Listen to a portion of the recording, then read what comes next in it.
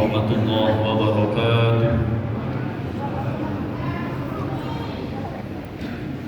Allahu Akbar, Allahu Akbar, Allahu Akbar, Allahu Akbar, Allahu Akbar, Allahu Akbar, Allahu Akbar, Allahu Akbar, Allahu Akbar, Allahu Akbar kabiran walhamdulillahi katsiran wa subhanallahi bukratan wa asila. La ilaha illallah wallahu akbar, Allahu akbar walillahil hamd. Alhamdulillahi ahmaduhu subhanahu wa ta'ala ala ni'amihil ghirar, ashkuruhu ala qismihil midrar, wa ashhadu an la ilaha illallah wahdahu la sharika lah, wa ashhadu anna sayyidana wa nabiyyana Muhammadan abduhu wa rasuluhu an-nabiyyul mukhtar. Sallallahu ala sayyidina Muhammadin wa ala alihi wa ashabihi al-athhar wa ashabihi al-akhyar wa sallama tasliman katsira. Ayyuhan nas ittaqullaha rabbal alamin, fattaqwa wasiyatullahi lil awwalin wal akhirin wa syiarul mu'minin wa jizarun 'alal muttaqin. Ma'asyiral hadirin wal hadirat, sidang salat Idul Adha yang dirahmati oleh Allah Subhanahu wa taala. Alhamdulillah, puji dan syukur terlebih dahulu kita panjatkan kehadirat Allah Subhanahu wa taala yang dengan inayahnya kita dapat merayakan hari Idul Adha dengan tenang dan khidmat, dan dapat melaksanakan sholat Id dengan penuh kekhusyuan. Semoga ibadah kita senantiasa diterima oleh Allah Subhanahu wa taala. Allahumma amin ya rabbal alamin. Allahu akbar, Allahu akbar, Allahu akbar walillahil hamd. Idul Adha dinamakan juga Idul Kurban karena sejak fajar menyingsing di pagi hari ini sampai terbenam matahari pada tanggal 13 Zulhijjah nanti, atau yang disebut dengan hari tasyrik, selama 4 hari berturut-turut kita telah berada dalam suasana Idul Adha, hari raya terbesar dalam Islam, hari raya yang membayangkan betapa besar dan agungnya jiwa umat Islam yang telah bertakwa kepada Allah Subhanahu wa taala. Dari sejarah kita temui peristiwa penting yang berkenaan dengan Idul Adha, yaitu Nabiullah Ibrahim alaihi salam yang telah memberikan pengorbanan yang besar dan mengagumkan dengan melakukan penyembelihan putranya, yakni Nabi Ismail alaihi salam. Yang tentunya ini semua dilakukan demi pengabdian yang besar kepada Allah Subhanahu wa taala. Maka Allah pun membalas pengorbanan yang tulus ikhlas itu dengan mengganti Ismail dengan seekor kambing kibas yang besar. Allah Subhanahu wa taala berfirman dalam Quran surah As-Saffat ayat 107, A'udzu billahi minasyaitonir rajim. Bismillahirrahmanirrahim. Wa fadainahu bidzibhin 'azim. Yang artinya, dan kami tebus anak itu bidzibhin 'azim, dengan seekor sembelihan yang besar. Maka paham kita bahwa ketika Nabi Ismail direbahkan ayahnya, golok Nabi Ismail sudah berada di leher ananda Ismail. Maka saat itu karena ketulusan keduanya, kuasa Allah pun terjadi. Maka Allah hadirkan di sisi keduanya seorang ayah dan anak ini akan seekor kambing kibas yang besar. Pertanyaan kita, dari mana kambing kibas yang besar ini muncul dan hadir? Maka untuk menjawab ini semuanya, kita akan menelisik ke dalam Quran surah Al-Hajj ayat ke-34. Bismillahirrahmanirrahim. Wa likulli ummatin ja'alna mansakan liyadhkuru ismallah ala ma razaqahum min bahimatil an'am wa likulli ummatin ja'alna mansaka. Bagi setiap umat kami jadikan bagi mereka syariat untuk menyembelih, liyadhkuru ismallah, agar mereka senantiasa ingat kepada Allah, ala ma razaqahum min bahimatil an'am, terhadap apa yang sudah Allah rizkikan kepada mereka daripada binatang-binatang ternak yang mereka punya. Maka paham kita bahwa syariat menyembelih itu sesungguhnya sudah ada sejak umat-umat terdahulu. Maka untuk membuktikan ini semuanya, kita akan merujuk kepada apa yang terjadi di zaman Nabi Allah Adam alaihissalam. Di zaman Nabi Adam punya anak laki-laki yang bernama Habil dan Qabil. Habil adalah seorang peternak yang kemudian mengeluarkan ternak terbaiknya untuk dikorbankan kepada Allah Subhanahu wa taala. Sedangkan Qabil adalah seorang lelaki yang punya sifat kikir, tak mau berkorban untuk agama Allah Subhanahu wa taala. Dan Qabil merupakan seorang petani, maka dia keluarkan hasil panen terburuk dari apa yang dia punya. Maka keduanya kemudian meninggalkan apa yang sudah mereka usahakan di atas sebuah bukit. Populasi manusia saat itu masihlah sedikit, maka sangat tidak wajar bila apa yang mereka korbankan akan diambil oleh manusia lainnya. Maka saat mereka tinggalkan, esok harinya mereka kemudian naik lagi ke atas bukit, dan mereka melihat hanyalah ternak daripada Habil yang tak ada di atas bukit itu. Bukti bahwa pengorbanannya diterima Allah Subhanahu wa taala. Sedangkan apa yang dikorbankan oleh Qabil maka tetap berada di atas bukit itu, menjadi pertanda bahwa berkorban dengan sesuatu yang tak layak, tak diterima Allah, ditolak Allah Subhanahu wa taala.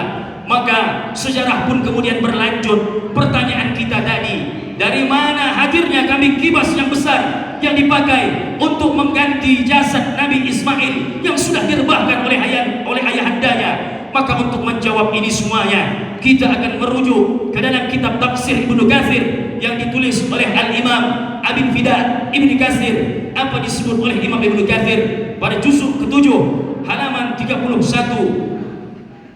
Dzalika ma qarrabahu ibnu Adam fatuqbila min.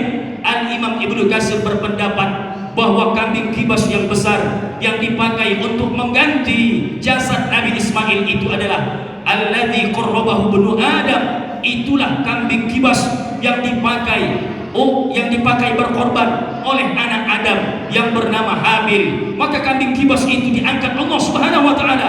Kemudian datang satu hari, mulai pula sejarah pengorbanan yang tulus ikhlas dilakukan oleh seorang ayah dan seorang putra yang tulus berjuang demi agama Allah. Maka sebagai gantinya Allah hadirkan kembali hasil daripada kurban yang ikhlas itu untuk mengganti sesuatu yang ikhlas pula. Maka Imam Ibnu Katsir berpendapat bahwa kambing kibas besar itu adalah kambing kibas yang pernah dikurbankan oleh anak Nabi Adam alaihissalam yang bernama Habil. Allahu Akbar, Allahu Akbar, Allahu Akbar, walillahil hamd. Pengorbanan yang besar yang diberikan oleh Nabiullah Ibrahim alaihissalam itu telah dianjurkan pula untuk dilaksanakan oleh kaum muslimin sekalian sebagai tanda dari keikhlasan dan kesediaannya untuk memberikan pengorbanan dan pengabdiannya kepada Allah Subhanahu wa taala. Maka dengan menyembelih hewan seperti kambing atau sapi yang dagingnya dibagi-bagikan kepada fakir miskin yang berada di sekitar kita. Dalam Al-Qur'an Allah Subhanahu wa taala berfirman, a'udzubillahi minasyaitonir rajim. Bismillahirrahmanirrahim. Fakulu minha wa at'imul ba'isal faqir. Fakulu minha, maka makanlah sebagian darinya atau makanlah daging yang kalian kurbankan. Maka di sini para ulama berpendapat orang yang berkurban sunnah untuk memakan meski hanya sedikit saja dari apa yang sudah dia kurbankan daripada kurban sunnah tersebut. Berbeda dengan kurban yang dinazarkan, maka tak boleh dirinya bahkan keluarganya untuk memakan dagingnya sedikit pun. Yatasaddaqu bi jami'iha, akan tetapi semua daging itu mesti harus disedekahkan kepada orang lain seluruhnya. Maka pahamlah kita yang menjadi prioritas dalam pembagian daging kurban itu adalah fakulu minha wa at'imul ba'isal faqir, Akan tetapi yang perlu kalian perhatikan adalah at'imul ba'isal faqir. Kalian perhatikanlah orang-orang fakir miskin yang ada di sekitar kalian. Allahu Akbar, Allahu Akbar, walillahil hamd. Apabila kita perhatikan berkurban dari segi keridhaan Allah Subhanahu wa taala, maka sungguh berkurban itu sangat besar pahalanya, sebagaimana disebut oleh Rasulullah sallallahu alaihi wasallam ketika ditanya oleh para sahabat sekalian. Apa ditanya oleh para sahabat? Ya Rasulullah, wahai Rasulullah, ma hadhil adahi, wahai Rasulullah, apa yang dimakna dengan kurban yang disyariatkan kepada kami ini? Qala sunnatu abikum Ibrahim. Kemudian Nabi menjawab, kurban itu merupakan sunnah daripada bapak-bapak kalian, yakni Nabi Ibrahim alaihissalam. Qalu ma lana minha.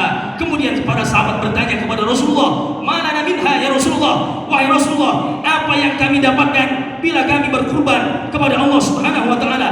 Qala, kemudian Nabi sallallahu alaihi wasallam menjawab, bi kulli sya'ratin hasanah. Di setiap helai bulu yang terdapat pada hewan kurban itu sesungguhnya ada kebaikan-kebaikannya.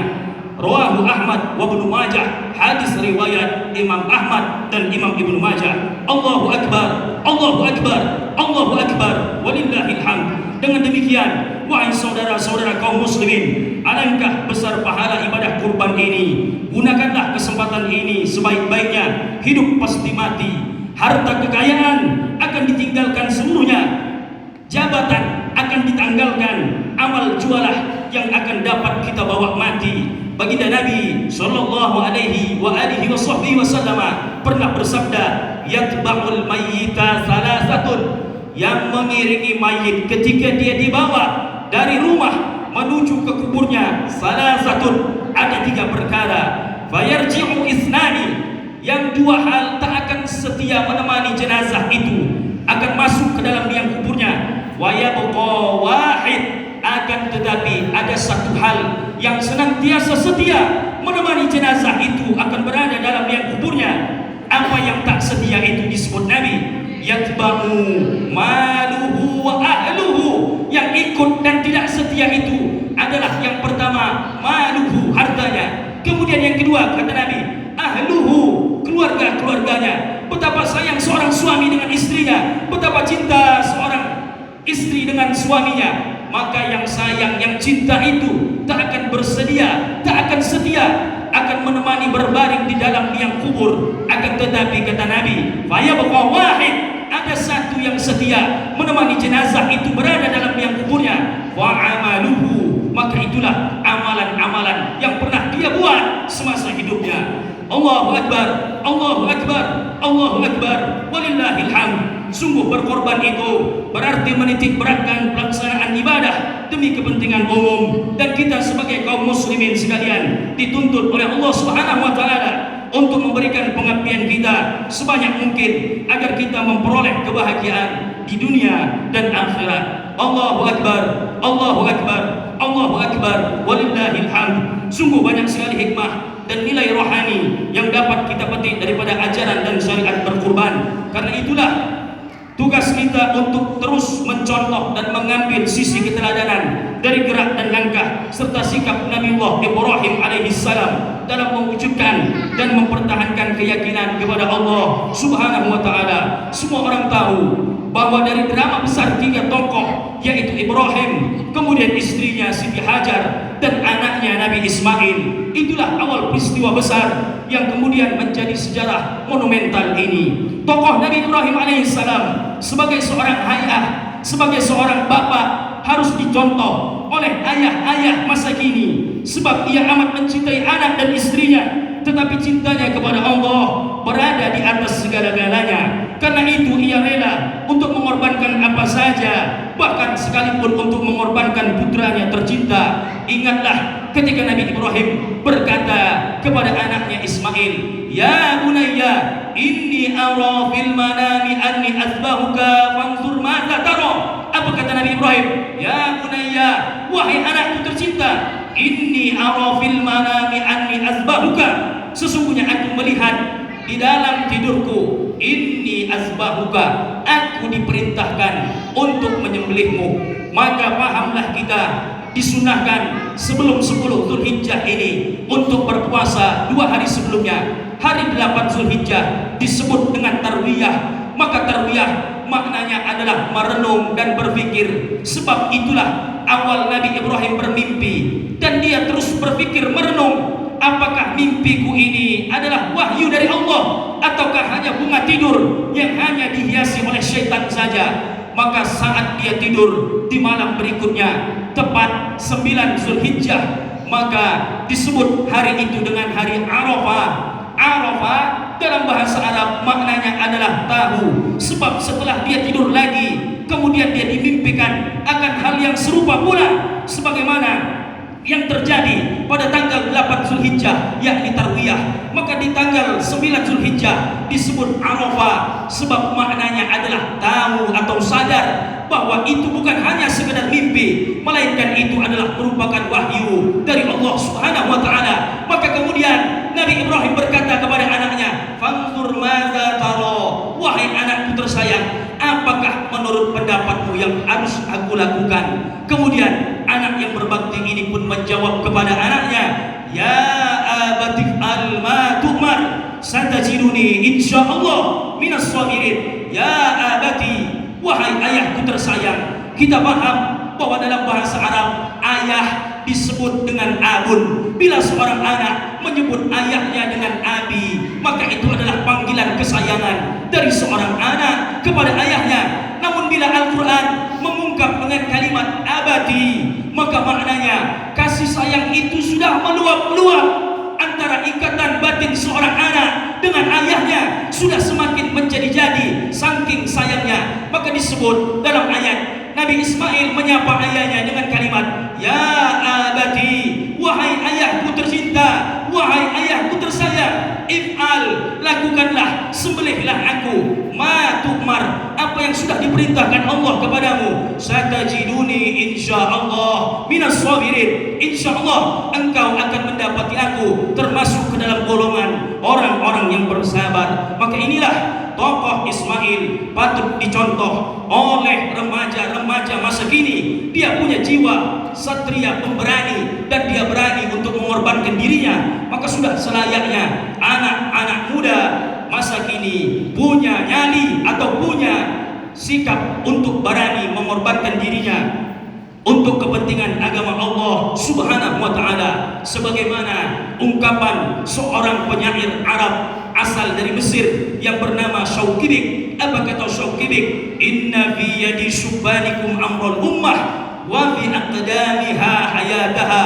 Inna fi yadi subanikum amrul ummah. Sesungguhnya di tangan para pemuda, para remaja kalianlah terletak perkara urusan agama atau perkara urusan umat ini. Wa bi aqdamiha hayataha, dan di bawah telapak kaki mereka lah hidupnya agama dan sejatinya bangsa ini. Maka paham kita bahwa sesungguhnya anak-anak muda mesti harus punya semangat seperti Nabi Ismail, mau berkorban untuk agamanya, terlebih nusa dan bangsa tercinta. Kemudian kita melihat dari tokoh yang ketiga, ada tokoh seorang Siti Hajar sebagai istri Nabi Ibrahim alaihissalam. Apa yang dicontohkan oleh Siti Hajar patutlah dicontoh oleh ibu-ibu masa kini, sebab dia merupakan seorang istri yang taat patuh kepada apa yang diperintahkan oleh suaminya. Ketika ditinggalkan di sebuah lembah yang tandus gersang, maka dia tak pernah memberontak terhadap apa yang diarahkan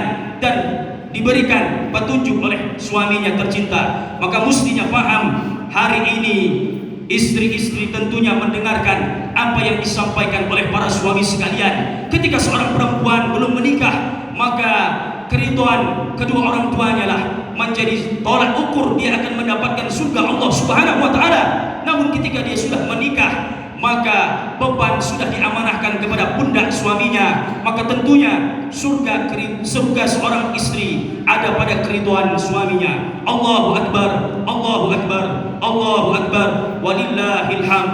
Dan di hari yang berbahagia ini, di 10 Zulhijjah 1443 Hijriah, terbayang lamunan kita sampai ke negeri Palestina, membayangkan apa yang dimakan oleh anak-anak Palestina hari ini.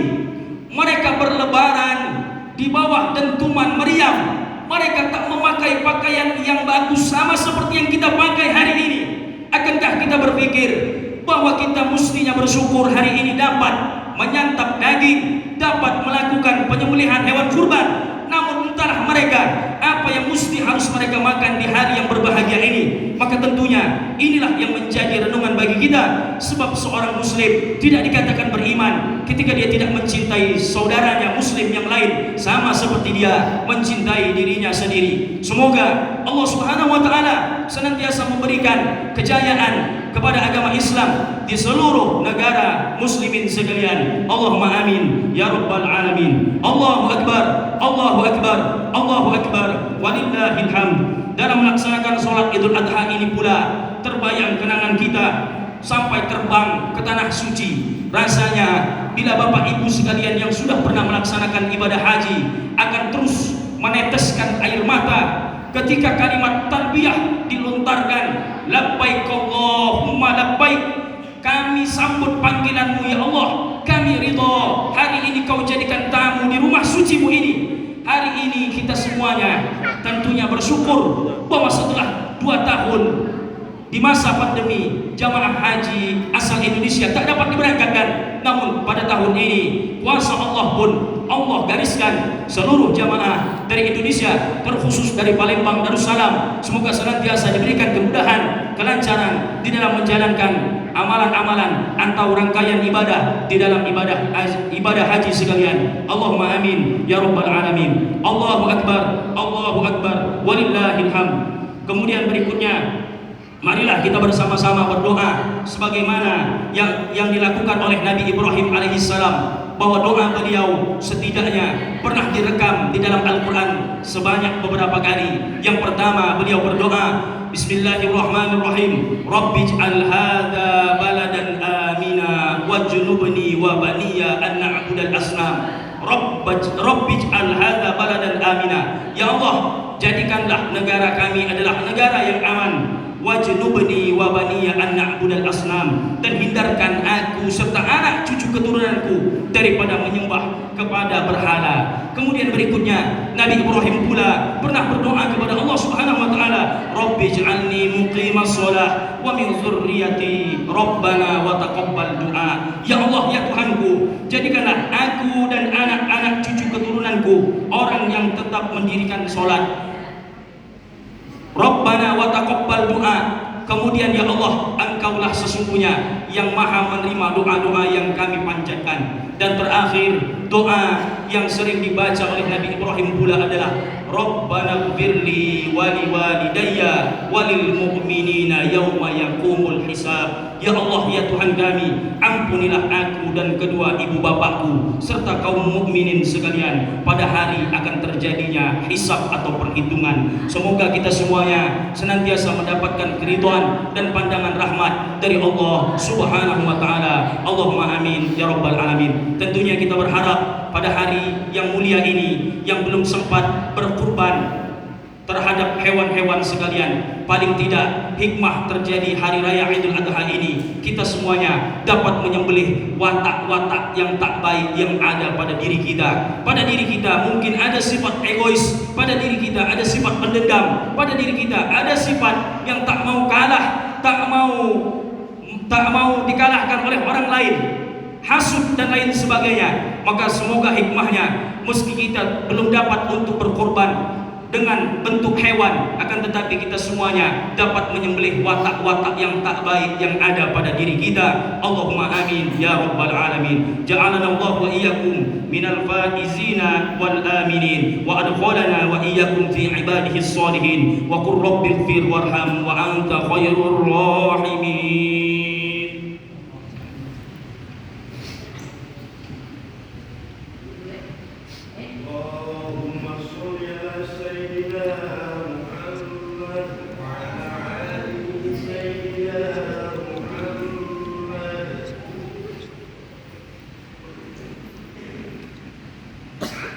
Allahu akbar, Allahu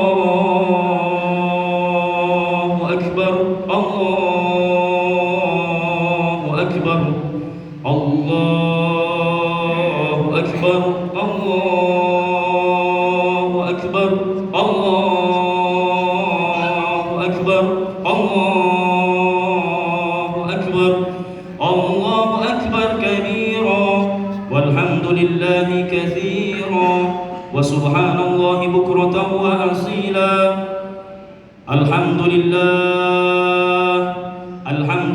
الذي أعاد الأعياد وكرر أحمده سبحانه أن خلق وصور وأشهد أن لا إله إلا الله وحده لا شريك له شهادة يثقل بها الميزان في المحشر وأشهد أن سيدنا ونبينا محمدا عبده ورسوله المبعوث إلى أسود والأحمر اللهم فصل وسلم على سيدنا محمد وعلى آله وأصحابه الفائزين بالشرف والأفخر أما بعد فيا عباد الله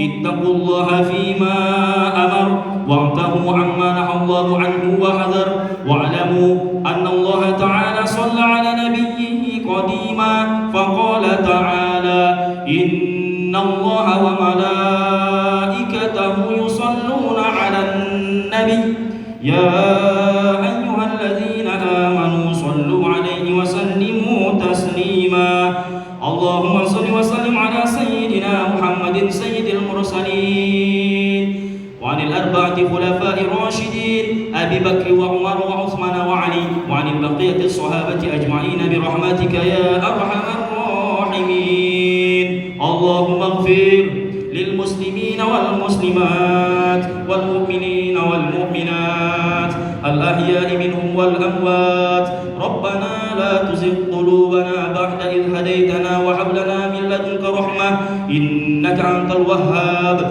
ربنا آتنا في الدنيا حسنة وفي الآخرة حسنة وقنا عذاب النار عباد الله إن الله يأمر بالعدل والإحسان وإيتاء ذي القربى وينهى عن الفحشاء والمنكر والبغي يعظكم لعلكم تذكرون فاذكروا الله العظيم يذكركم واشكروه على نعمه يزدكم واسألوه من فضله يعطيكم ولذكر الله أكبر والله يعلم ما تصنعون والسلام عليكم ورحمة الله وبركاته.